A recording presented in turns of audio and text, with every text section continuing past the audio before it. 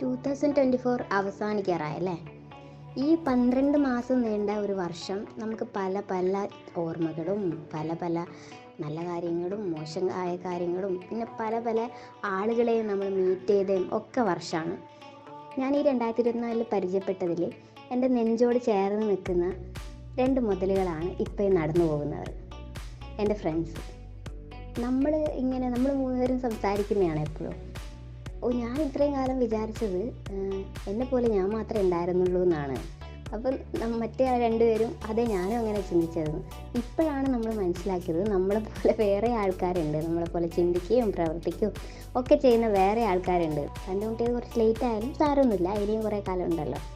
നമുക്ക് ഇനിയും കുറേ യാത്രകൾ ചെയ്യാം, കുറേ സംസാരിക്കാം. ഈ റിലേഷൻ ലൈഫ് ലോങ് വരെ കീപ്പ് ചെയ്യാം. ഈ 2024 നിങ്ങൾക്ക് നൽകിയ ഏറ്റവും നെഞ്ചോട് ചേർന്ന് നിൽക്കുന്ന ആളാരാണ് എന്ന് കമൻറ്റ് ചെയ്യാൻ മറക്കരുത് കേട്ടോ.